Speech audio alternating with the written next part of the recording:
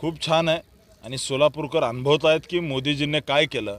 हा जो walking track आहे हा मोदीजींनी त्या ठिकाणी स्मार्ट सिटीच्या माध्यमातून केला। आज हजारो सोलापूरकर या ठिकाणी मॉर्निंग वॉकच्या माध्यमातून मोदीजींचा कामाचा अनुभव घेता आज आम्ही तो घेतलेला आहे। मुद्द्यावर बोलावं या माध्यमातून समोरचे जे विरोधक आहेत ते रिक्षामध्ये बसताना पाहायला मिळत आहेत, किंवा बाकीचे जे सर्वसामान्य घटक आहेत त्यांच्यामध्ये जाऊन मिसळताना पाहायला मिळत आहेत।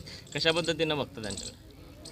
निवडणूक आहे, निवडणुकीला ज्याच्या त्याच्या पद्धतीने जो तो उत्तर देत असतो। त्याच्यामुळं आम्ही सुद्धा सामान्यामध्ये मिसळणाराच मी कार्यकर्ता आहे। त्यामुळे जनतेला माहिती आहे निवडणूक आल्यानंतर कोण सामान्यात येतं आणि कोण त्या ठिकाणी मिसळतं।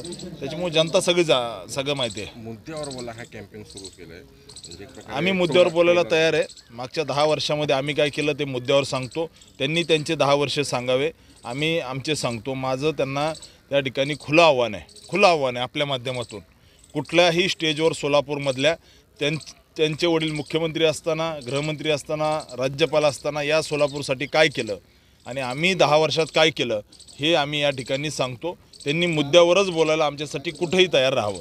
पण मग आपण 10 कामं सांगितली परवा दक्षिण सोलापूर, मी त्यांना आता तुमच्या माध्यमातून स्पष्ट सांगतो आम्ही 10 वर्षात काय केलं। आम्ही त्या ठिकाणी सोलापूरला जोडणारे सगळे रस्ते केले। जवळजवळ 40,000 कोटीचे रस्ते पूर्ण त्या ठिकाणी काही होत आहेत आणि काही अंतिम टप्प्यात आहेत, काही प्रस्तावित आहेत। 40,000 कोटीचे रस्ते त्या ठिकाणी सोलापूर हैदराबाद, सोलापूर विजापूर, सोलापूर सांगली, सोलापूर संभाजीनगर असे सगळे मोठे रस्ते मोदीजींनी केले। आज या वॉकिंग ट्रॅकवर आम्ही चालतोय। स्मार्ट सिटीच्या माध्यमातून हा वॉकिंग ट्रॅक झाला, हा मोदीजींनी केला। या सोलापूरमधल्या 30,000 परिवाराला मोदीजींनी रेनगर सोसायटीच्या माध्यमातून त्या ठिकाणी घरं देण्याचं काम केलं। मोदीजीने 2 लाख परिवाराला उज्ज्वला गॅस योजनेच्या माध्यमातून पैसे त्या ठिकाणी थेट गॅस दिला। जवळजवळ 25,000 परिवाराला स्वनिधीच्या माध्यमातून निधी देण्याचं काम केलं। या सोलापूर जिल्ह्यामधील लाखो शेतकऱ्यांना थेट मोदीजीने PM किसान योजनेच्या माध्यमातून पैसे दिले। मोदीजीने त्या ठिकाणी या पार्क स्टेडियमवर त्यांची कधीतरी 75वी साजरी व्हायची, त्या पार्क स्टेडियमवरती रणजी सामना आता झाला। मोदीजींनी त्या ठिकाणी ते चांगल्या पद्धतीचा केला। सोलापूर शहरामध्ये गेली पिढ्यानपिढ्या त्या ठिकाणी ड्रेनेज, ओपन ड्रेनेज सिस्टीम होती। मोदीजींनी काय केलं तर या सोलापूरमधले सगळे गटारं त्या ठिकाणी अंडरग्राऊंड ड्रेनेज सिस्टीम डेव्हलप करण्याचं काम केलं। सोलापूर शहरामधील सगळे रस्ते मोदीजीने चांगलं करण्याचे काम केले। अनेक वर्षापासून यांचं पाण्यावरती राजकारण होतं। मोदीजींनी त्या ठिकाणी 650 कोटी रुपयाची समांतर पाईपलाईनची योजना मंजूर केली, त्याच्यासाठी पैसे टाकले। आता समांतर पाईपलाईनचं काम अंतिम टप्प्यात आहे। या सोलापूर शहरामध्ये रिंग रोडच्या माध्यमातून या सोलापूर शहरात अनेक ॲक्सिडेंट व्हायचे, हेवी लोडेड वाहनं या शहरामधून यायचे। रोज शाळकरी मुलांचा 2-4 दिवसाला अपघात व्हायचा, वृद्ध लोकांचे अपघात व्हायचे। त्या ठिकाणी या सोलापूर शहराला या अपघातापासून मुक्ती देण्याचं काम केलं। सोलापूर शहराला बायपास केला। मी आपल्याला 1-2 मिनिटामध्ये 10 कामं सांगितले। मी त्यांना पूर्ण या ठिकाणी कितीही कामं मोदीजींचे सांगायला तयार आहे। त्यामुळे इथली जनता मोदीजींसोबत आहे, पूर्ण ताकदीने मोदीजींसोबत आहे आणि मला विश्वास आहे मोदीजींनी जे 10 वर्षात काम केलं आहे काँग्रेसने 75 वर्षात केलं नाही। सोलापूरचं विमानतळ अंतिम टप्प्यात आहे।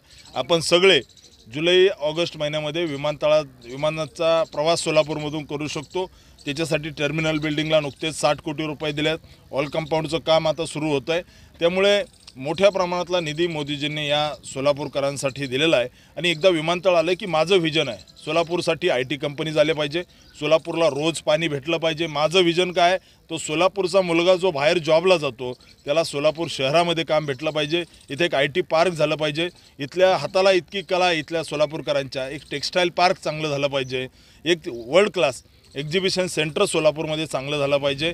गारमेंट मॅन्युफॅक्चरर इथं मोठ्या प्रमाणात आहे, एक चांगल्या पद्धतीचं गारमेंट पार्क या सोलापूर शहरामध्ये झालं पाहिजे। MIDCमध्ये चांगल्या सुविधा आल्या पाहिजे। सोलापूरमध्ये असणाऱ्या व्यापाऱ्यांसाठी एक चांगले वेगवेगळ्या पद्धतीचे एक्झिबिशन सेंटर या सोलापूर शहरामध्ये झालं पाहिजे, हे माझं विजन आहे। समोरच्या उमेदवाराने मला शिव्या देऊ द्या, मोदीजींना शिव्या देऊ द्या किंवा त्या ठिकाणी भाजपाला शिव्या देऊ द्या, त्यांनी काहीही झालं तर या देशातील शहीदांबद्दल असं वक्तव्य करायला नको आहे। पुलवामा हल्ल्याबद्दल जे वक्तव्य दुर्दैवाने केलं हे सोलापूरकरांना कधीच पटलं नाही आहे। या सोलापूर शहरा मतदारसंघामधला कुणाल गोसावी नावाचा एक जवान या देशासाठी शहीद झाला। अशा अनेक जवान रोज देशासाठी लढतायत. त्याच्यामुळे जवानाबद्दल त्यांनी बोलू नये. आम्हाला शिव्या देऊ द्या. तुम्ही आम्हाला शिव्या दिल्या की आम्ही तुम्हाला मोदीजींचे 5 कामं सांगू. तुम्ही मोदीजींना शिव्या दिल्या, आम्ही तुम्हाला मोदीजींचे 25 कामं सांगू. तुम्ही भाजपला शिव्या दिल्या, मोदीजींनी या देशासाठी केलेले हजारो कामं सांगू.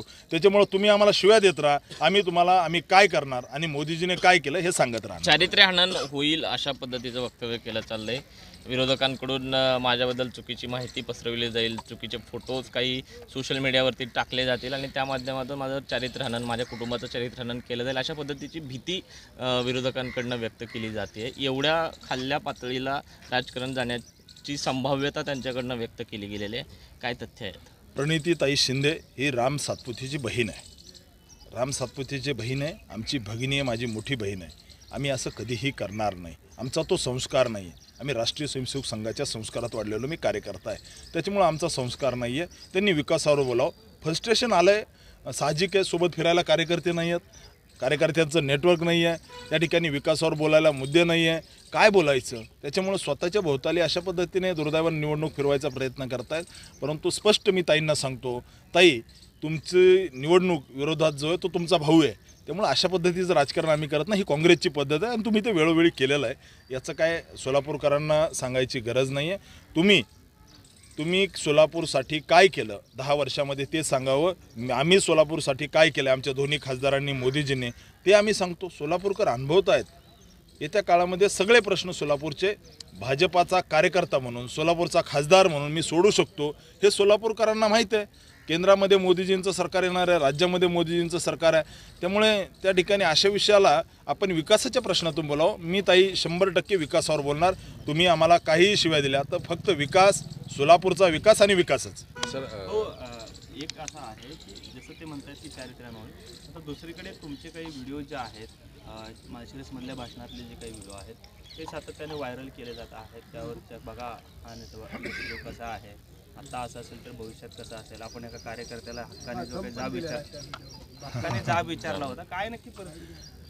माझ्या घरातले कार्यकर्ते माळशिरसचे जे माझ्या कार्यक्रमाला आले, मी गेले 5 वर्षामध्ये त्यांना तळहातातल्या फोडाप्रमाणे जपलो आहे. मी काय म्हटलो व्हिडिओमध्ये, अरे धर्मामाने गावातून लीड भाजपला किती भेटलं पाहिजे बरं. कारण माझा कार्यकर्ता आमचा भारतीय जनता पार्टीचा कार्यकर्ता आहे. कारण आम्ही कार्यकर्त्याला आमच्या घरातलं मानतो. आम्हाला या ठिकाणी भाड्याने कार्यकर्ते आणून काम करण्याची गरज पडत नाही विरोधकांसारखं. आम्ही त्या ठिकाणी घरातले कार्यकर्ते मानतो. भारतीय जनता पार्टी हा परिवार मानतो. त्यामुळे अधिकारवाणीने बोलतो आणि विरोधकांच्या पायाखालची वाळू सरकलेली आहे. त्या ठिकाणी अतिशय खालच्या पातळीवर जाऊन ते प्रचार करतायत आणि अशा पद्धतीने बोलतायत. मी स्पष्ट समोरच्या उमेदवाराला सांगतो, ताई तुमची निवडणूक ही तुमच्या भावाच्या विरोधातली आणि तुम्ही आमची बहीण आहात. त्याच्यामुळे काळजी करू नका. तुमचे कसले व्हिडिओ कोण टाकणार नाही, कुणी काही करणार नाही. ही निवडणूक मोदीजींच्या विरोधात राहुल गांधी अशी निवडणूक आहे. मोदीजीने काय केलं हे या देशातल्या जनतेला माहिती आहे. सर 30